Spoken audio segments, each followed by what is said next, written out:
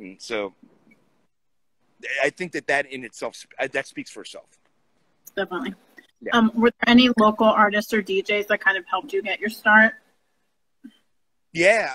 There was, I mean, other than the DJs that I listened to on the radio, those were really kind of the DJs that I emulated. The guys who were on the radio and the guys that I listened to on vinyl. Jazzy Jeff, of course. DJ Too Tough from the Tough Crew. The DJ Jazz was another DJ on records that I listened to that I loved. Radio DJs. One specifically, his name was Jeff Mills, who would do the After Midnight show, broadcast from a club called After Midnight, and not the Jeff Mills that most people know. I was going to say that name sounds familiar. Well, there's a famous techno DJ from Detroit, Jeff Mills. Mm-hmm. This is the Philly Jeff Mills, and he was a rap DJ that played hip hop records from a club called After Midnight that had a live broadcast on Power 99, I believe, and I believe it was Friday nights. And the interesting thing about After Midnight and at that time was, with a lot of the records and a lot of the groups that were coming out of New York at that time, Philadelphia was always the first stop, right? So if you're going to tour, and you're Public Enemy or you're LL Cool J, and you're coming from Long Island or Queens, right? Your first stop on the tour would be Philadelphia. Again, it's 2 hours away, right? And it had a huge scene. And so a lot of those records were being broken in Philadelphia for the first time for like national markets. So Jeff Mills, the DJ Jeff Mills from Philadelphia, was kind of instrumental in breaking a lot of those records. So those guys are really kind of the archetype of what I decided I kind of wanted to design my career after. But then a few local DJs and nightclubs really kind of put me on. Two in particular, a guy named DJ Storm, who was one of the first guys to really kind of put me on and give me tutelage. He's the guy that, okay, you open up and you close. No, you open up and you close. 3 nights in a row. You played the shit hour in the very beginning of the night and the shit hour at the end of the night, But it was out of that, I really just kind of got my chops. And he was the first guy to kind of really put me on in front of a crowd. And then King Britt, everybody knows King Britt. He was somebody whom, he's a dear friend of mine, is somebody whom I had like this idol worship of. Literally, like I would see him in the street and I'd be like, that's King Britt, he's so fucking cool. Sweating, you know what I mean? And then he heard me at a club called Revival that I was spinning at, and I think I was like 17 when I was spinning at Revival. Revival was like this after hours. It was an after hours, like super debaucherous, like drugs and sexuality and all this crazy shit. And I was like this young, like bright-eyed, bushy-tailed, like kid, like, oh, I just want to play like my Organized Confusion records, man. Like, But then King Britt, whom I was already a fan of, like he heard me and he's just like, yo, you're gonna open up, you're gonna do a set at their King Britt and Dazia's party, legendary party called Back to Basics, and he brought me on, and that was kind of like being brought up from the minor leagues. Amazing. They put me on, and I smashed it that night. Smashed it. And then you can say you smashed it. Yeah, and he's like, oh, cool, you want to come back in 3 months? And I was just like, yeah. And then, you want to come back in 2 months? And then they're like, listen, you just need to join the crew. So amazing. So you proved yourself. Yeah, so shout out to King Britt, he moved to San Diego now. He's teaching a class in Afrofuturism at UCSD. Very, very cool. Very, very cool. Amazing. Yeah. So you've been associated with artists like Madlib, Erykah Badu, A-Trak, Run DMC. Are there any others that you hope to work with in the near to distant future? Oh, man, that's a great question. That's a really great question. I don't really know. Yes. So there's a band called SAULT, S-A-U-L-T. I love them. I love them. They're my favorite band. They're my favorite band in a decade. I love them. And I've actually gotten to know one of the women in the band. I've actually known her for a long time, but it's a secret. Nobody really knows who's in the band. And I've gotten to know a couple of the guys from the record label as well. So I would love to do some work with them. I would love to do work with them. Until then, everybody who's watching this, you need to go out and listen to the band, SAULT. It's SAULT Global on all the Cleo Soul, yes. Cleo Soul is a member. Kid Sister is a member, and a guy named Inflo, who's the producer and main songwriter and a member. Yes. So yeah. So I just spilled all the tea. Sorry. That's fine. Yeah. Other than that, that's how people. Yeah. Other than that, I would love to work with Annie Lennox. Oh, amazing. I love that work with Annie Lennox. Yes. Yeah. I'd love that. So with over 2 decades in the game, can you share your thoughts on what it's like to be a DJ today versus 10 years ago or 20? Ooh, that's a tough question to answer. I think it's easier and harder. I think it's better and not as good. I think that it's all the same because it's kind of all in the game. Music always kind of keeps them going. There's that Cannonball Adderley quote, which is music ain't supposed to stand still, right? And I always thought about that not just as the music itself, but just kind of the movement behind it, right? Mm-hmm. Constant evolution, and us as artists, like we have to progress. We have got to grow, right? Because if we don't, well, then we're going to stagnate, and then nobody's going to really want to listen to us, and and job, and all the passion is sucked from it, and that's no way to live, and that's no way to be able to. That's no way to live. Mm-hmm. So I think that DJing now is at a place which is better than it's ever been, especially because not just the technological advancements, but also the way that people are willing to take chances, and that all the hierarchies, specifically within scene and genre, have been broken down over the course of the past decade or so. Mm-hmm. And also because way more so than in a long time, although it's still a long way to go, you have representation from so many different types of people in the DJ game, which is something which brings such an incredible energy to this tapestry. It's very true. Just because this is how I learned of you, can you talk a bit about the Rub? Yeah, so the Rub was a party that it's still going on. It was me and Ayers and 11, and it was an interesting time because it was the early 2000s, and New York nightlife had really kind of taken a hit between the rise of bottle service culture and the after effects of 9/11, and also kind of the remnants of Giuliani's broken windows quality of life initiative. So everything in New York was really kind of at a low, right? Mm-hmm. The Rub started as a birthday party for our mutual friend Mikey Palms, who owned a club called Southpaw in Brooklyn. And Southpaw. Yes, R.I.P. Southpaw, literally. R.I.P. Southpaw. Oh, I know.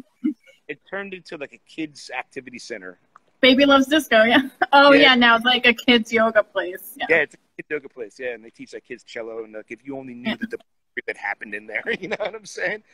Yeah, so anyway, Ayers and 11, and maybe 11 wasn't on the first one, but it was Ayers and Mikey Palms. A few people decided to throw a party for Mikey Palms at Southpaw, and it was a success, and so he decided to do it a second time, and he brought in a couple guests. Maybe by this time 11 was on. Now, I had known 11 because him and I had been on each other's email lists, and we had been kind of going back and forth. I was in Philly, he was in Brooklyn. I had known Ayers kind of marginally because he had done some work with On The Go, and I was tight with On The Go. I used to write for them as well. Mm-hmm. So they brought me up to do the Rub. I think maybe it was the 4th or the 5th month in, and I'm going to say this with all humility. I smashed it. Smash. I mean, you must have smashed it enough times to be where you are today. I've smashed a lot. I'm gonna. So then they asked me back again a second time during that first year, and then to coincide with the 1-year anniversary of the Rub, it was actually the first month that I ended up moving to Brooklyn. In my now ex-wife, we moved up to Brooklyn, and we decided, all right, cool. So it was at that time for the 1-year anniversary that the three of us sat down and said, hey, listen, we've got a really cool thing going on right now. Like, let's make this official. Let's solidify the crew as the three of us, and we'll come up with a business plan. We'll come up with, proper branding and, a brand identity, which is the Rub, which was great. And then Airs was really, really instrumental in pushing. We were all doing mashup. All of us were doing it in our own way, right?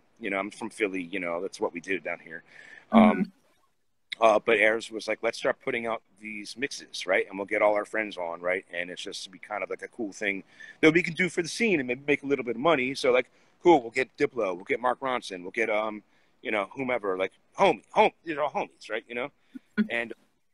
And then that just ended up just snowballing, and the music itself and the recordings and the remixes that we were doing really definitely took a life of its own on, and so that really took us to international levels. So behind that, we started touring the world, which is great, and we did that. We did that for 10 years, and then at the 10-year mark, I stepped off because I just it was just time. It was time to me to branch, to stretch my wings out and whatnot, which was the right thing to do at the time. Yeah, and I think they're still doing it at a different place, Bell House. So yeah. Rub was a decade of my life, so yeah, it was a. Well, you left on a high note, so that's what matters. I want to think so. Yes. So, what is it about the open format style that appeals to you? And can you explain open format for people that don't know what it is? Well, first of all, shout out to my man Small Town Pete, who's up in here, who asked if we ever toured Canada in a van. We toured Canada in a van many times, and it was very, very interesting. It was awesome. Small Town Pete is part of the Small Town DJs, who are dear friends of not just mine, but also of the Rubs and as the community. Okay. So your question was? What is it that appeals so much about the open format style? That's also a great question. So if those people don't know what open format is, it's DJs who kind of play everything and play everything kind of well, at least well, with a modicum of wellness. But not just that, but it's also can be like all those techniques and those styles can all be played within one set. So why do I like playing open format? Well, because it would be boring otherwise, right? Okay. And I also like the idea that if I'm going to be taking somebody on a journey, then I can kind of take this thing, oh, you don't realize that right now you're going to be listening to a Steely Dan record. Okay, cool. Like this left field, right? This is a left turn right here. This is going to bug you out, right? That challenges the listener, but it also challenges me. And like, I want to make sure that I keep on challenging myself as best I can. Right. But I think it goes a little bit deeper than that. Growing up in Philadelphia, when you would go out to a nightclub, you'd hear everything. You'd hear hip hop, you'd hear reggae, you'd hear classic, you'd hear house, you'd hear everything, right? And there's a democratization of all that music there in the dance floor and in the club, right? Because this is something which is accessible for everybody. And whereas this one kind of music might not necessarily be your shit, you know what I'm saying? You're still there kind of with everybody. And to me, that really kind of speaks to what's kind of written into the fiber of hip hop. Because if you think about hip hop music, when it first became hip hop music, there were no hip hop records. There wasn't. It was Led Zeppelin and Kraftwerk and James Brown and all this other weird shit, So, the guys in the park were doing the original mashups. They were playing Kraftwerk with James Brown. They were doing all this weird shit. You know what I'm saying? So, so to me, it really kind of speaks directly to the essence of what this is as a music and a culture. Right. So back to your touring escapades, which cities would you say have the best crowds?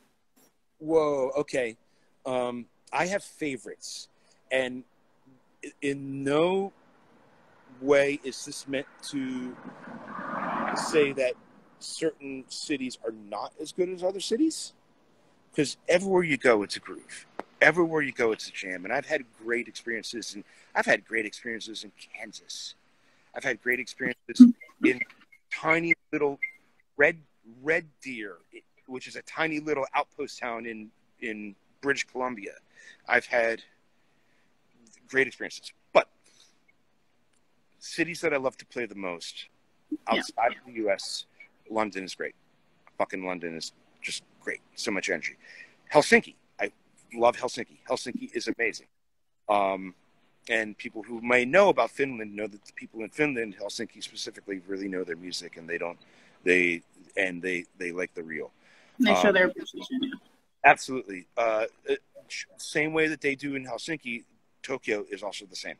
They they admire and they respect the music and they respect the people who are providing it. So they really have a respect and admiration for people and the craft. Just on some crazy energy, like love, wildness, like in Brazil is just nuts. Brazil is amazing. Yeah. I Rio, believe like, that. the first time I played Rio, I was just like, what the fuck is going on here? This is like the dopest shit I've ever seen in my life. And like, I came out at the gate. It was me and J Rock and DJ Day and Mike B. And we were playing in Brazil and Rio. It was actually not my first time in Brazil, but it was for the World Cup, I think. Oh, yeah. Yeah, and so I was playing. They love their football. Yeah, you know, and like I decided I'm just going to come out the gate and I just played like a full set of like New Orleans twerk, like, you know, that sissy knobby shit. And I was like, I think this may work in Brazil, and I dropped it and literally it was just like fucking leveled it, you know. So yeah. So those places are probably my favorite: London, Brazil, Tokyo. Nice. Yep, my stepmother's from Brazil, and I just love that they always talk about how like the kids go out with their parents and everyone goes and parties together. So that's why it's so like such a vibe there. Very much so. It's like it's a family affair, and you'll see that it's like generations will be out there at the club, you know, and it's like hours long affair too. Like people will be coming, you know, 6, 7, 8 hours in. It's like, all right, cool. I'm gonna take the 7 to 10 shift. I'm gonna take the, you know, the 11 to 4 shift. You know, it's just like it's exhausting. I'm sure. Have you been enjoying the influx of live streaming, both as a performer and as a fan? Yes and no. Yes and no. I have been enjoying it as a performer because it allows me to do something which is somewhat niche. It allows me to kind of do, say, for instance, my Friday night disco. And for the people who are asking, yes, I've been working through some technical difficulties, but my Friday night disco party will be coming back soon. Hopefully by this Friday, we will see. But it's great. And also the thing about it is there's a certain amount of intimacy to it. Like I'm literally inviting people into my home, which is great, you know. Also on top of that, like, you know, I'm able to kind of be playing for people. Like if I play a gig in Philadelphia, I'm playing for a bunch of people in Philadelphia. I'm literally playing for people from around the globe in real time. And that's something which is so exhilarating and I can't necessarily really kind of put it to words. On top of that, it works in the same way that I'm able to kind of see other people, like my friends, do something the same, you know, and so that's like super cool. And there's an intimate connection to that as well. And you know, even if it's just like kind of talking in the chat or like, you know, bigging somebody up, and you know, it's like I'll go check out, you know, Questlove, and like, you know, I'll tune on and he'll be like, "Hey, Cosmo, what's up?" And I'm like, "Oh, that's pretty fucking cool," you know. Yeah, but the downside of that is, you know, and also the cool thing is that like, we've had to by necessity learn all this new technology, which has been pretty cool, you know. But the downside is, you know what? Nothing really beats the live experience, you know. And so I hope, that vibe. Yep. So I hope we can get back to that soon. No, don't get me wrong. I think streaming will be here to stay. It definitely will be here to stay. And you know, I think that I'm excited to see what it develops into. But I really hope that we can kind of get back around, be around people again, because I love people. So how do you think the current pandemic is going to affect your future? Just speaking of when it gets back to whatever it's going to get back to, how is it going to affect your touring schedule? Well, have you thought about that at all? Yeah, I had. And first of all, I think that I just want to stay healthy and stay alive. You know what I'm saying? Yes, please. But I also think that just like so many things outside of, even greater than my touring schedule and you know, kind of the nature of touring DJs, I really feel as if though that everything in life is really kind of getting slower and smaller. You know, kind of faced with this evolution into becoming hyper-local. So I really personally feel as though that it will actually end up being a lot more like that. There's going to be a lot less touring DJs, a lot less of touring like that, you know, and it's going to be smaller and it's going to be a lot more local and it's going to be a lot more intimate and also inclusive. Like, that's a good thing, you know. The pay scales may have to be adjusted, of course, and figure out ways of trying to combat that through volume. We'll see. I already, at the very beginning of this year, I already kind of started to downshift into being more local, which I was doing in anticipation of the coming recession or depression. Right. But then the pandemic hit, and boom. Super Dave West is in the mix. Shout out to you. I'm a huge fan. Huge. I am as well. Huge fan of Super Dave West. You know, that's awesome. Wow, very cool. Yeah. So yeah. What have you been listening to? Do you have a pandemic playlist? What have I been listening to? So I've been listening to the Salt record. It just came out a few days ago. All about Salt. Yeah, I'm all about Salt. I'm a big evangelist of them. It's called Entitled (parenthesized) Black Is. It's a beautiful record. It is a beautiful pro-Black joy protest music. Very strong, very strong. And other than that, I've been listening to a lot of classic disco because I've been doing the Friday night disco record show. So parties. Parties. And other than that, I've been listening to a lot of old playlists that I put together. Like I did the Still Good 2017, which was from a mix that I did back in the early 2000s, which is kind of like a folky jazz music. I like to listen to kind of like groovy shit in the summer. Yeah. Yeah, summer is definitely a different vibe for sure. Yeah, it's a very, very, very groovy vibe for sure. So you kind of mentioned the protests a little bit. Why do you think the Black Lives Matter movement is finally garnering the attention it's fought so long to gain? It's kind of a difficult question to ask, but it may just be because people are fucking fed up and they've had enough. And, you know, I think that there's been a lot of shit that's been kind of bubbling under for decades at this point. Well, centuries, you know, to be quite honest with you. But, right. You know, over the past several years, with the form of the struggle coming in the form of the Black Lives Matter movement, really kind of put a face on it. And with the advent of technology, which has allowed people to really kind of bear witness to these unspeakable acts of trauma, which are nothing new, which are it's the same story for centuries at this point, you know. But you know, now this is now we're at a time where you know, all this stuff is being recorded, and so therefore one would think that there would be accountability, but there's not, right? And you know, we all saw this, you know, happen. Like you know, when Rodney King, you know, when the cops were acquitted, you know what I'm saying? I saw the riots, you know, right. All sorts of other shit that happened in my lifetime that we saw. And it's like, well, fuck, you know, if not now, then when, right? That's the question that people have been asking, right? It's the question that people have been asking for you know, the duration of the struggle. So I think that it may end up being some kind of perfect storm right now, where you have us in economic turmoil.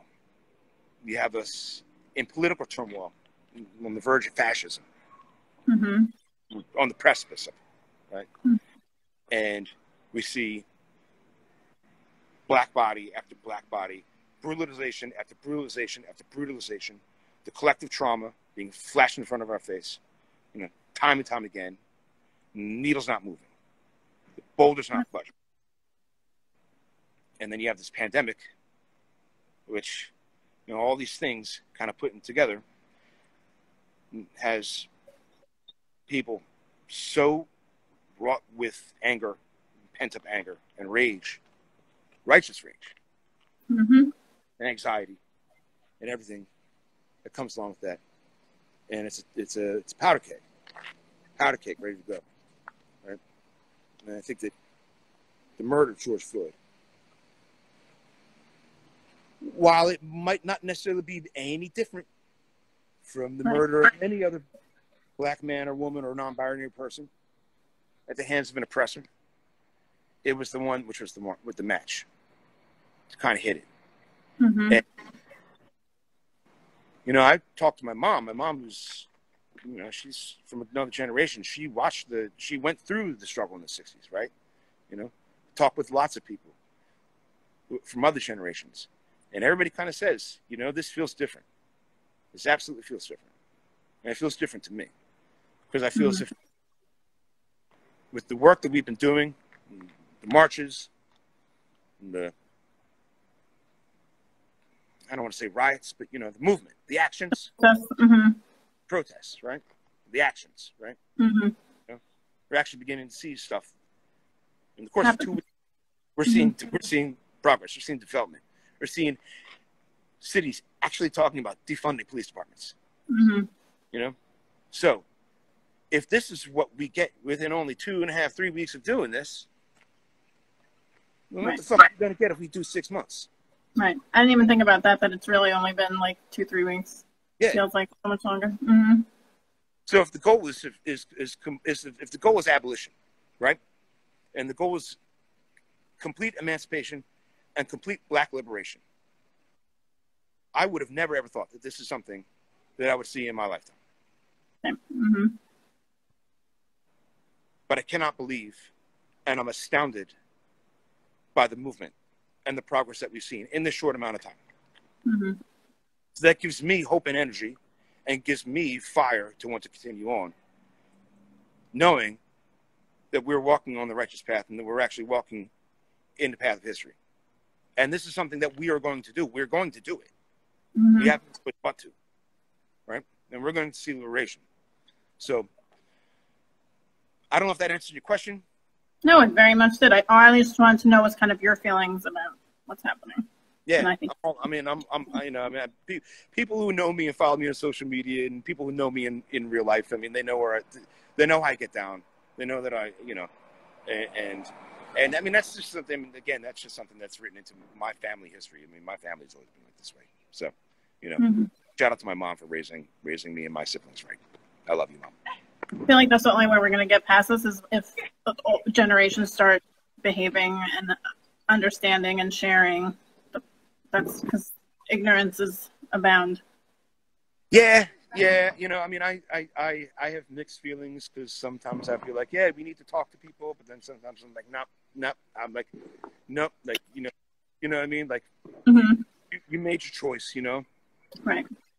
So, but, you know, keeping things in a positive attribute, yeah, I feel you on that absolutely about trying to see little changes. You know, you'd be surprised. I mean, I've got a friend of mine who, you know, she was never really fully active. She was never really fully engaged with this, and not as though she wasn't that she was ignorant of it, you know, but she knew the score. But, you know, for the first time ever, she's, you know, really learning about systems and learning about dysfunctions and learning about oppression and learning how it's all interwoven. You know, so it's inspiring to me to see somebody like her, and she's like a young woman, you know, and she's actually getting involved in her own way. You know, she's been able to kind of find out, you know, what her lane is, you know. So, you know, so again, like little steps. You know, that's all we can do. Yeah. I appreciate you sharing. Are you currently working on anything or planning for anything in the future that you want to share? Yeah, there's a few things. I mean, I've been steady recording, but there's also a thing that I've been doing. I'm actually starting a new business, which is, it's like a DJ workout program, which is me DJing, my friend Dwayne, who's doing an amazing workout regimen, and our mutual friend Tanya, who is putting it all together. So this is something that we were actually working on putting this together before the pandemic hit, and it was all going to be event-based. And then when the pandemic hit, we all had to pivot to turn it to take in. We've been working on that, so I'm really excited to kind of share that with the world once we have everything kind of polished. Yeah, I think it's perfect. Everyone's trying to find ways to kind of stay fit at home. So yeah, absolutely. You know, and like we all have all this time, so we got to do something to stay busy. And it's like, all right, cool. Do something which is busy and healthy and productive, and it's awesome. Yeah, it's called the Remedy Workout. WURK. The Remedy Workout. It's based on my old Remedy Workout. Yeah. So we've got a few minutes left. Is there anything else that you want to share or promote? Social media, anything like that? Oh, I'm at Cosmo Baker everything. Again, I've been not streaming for a few weeks now just because of technical stuff, and also I just needed to take off. But once I'm back up and running, you can check me out Monday nights on 7 to 9 Eastern. You could check me out Friday nights, 7 to 9 Eastern. You could check me out Sunday afternoon, 1 to 3 Eastern. And then the Remedy Workout, which is at 6 p.m. Eastern, 6 to 7. That is on all my socials and also my Twitch and Mixcloud, because that's where you can actually really see live streaming. Mm-hmm. Other than that, I'm just trying to keep mellow, trying to actually make it through this weird time with my sanity. Amen to that. Mm-hmm. Yeah. Well, I appreciate you so much for taking the time and sticking it out through the little hiccup we had in the beginning with the technology. So thank you so much, Cosmo. My pleasure. My pleasure. Thank you for having me, and shout out to everybody who tuned in. Much love. Take care of yourselves. Take care of one another. Black Lives Matter. Fuck the police. And stay safe. Stay safe. Have a good night. All right. Thank you so much. Thanks, Cosmo.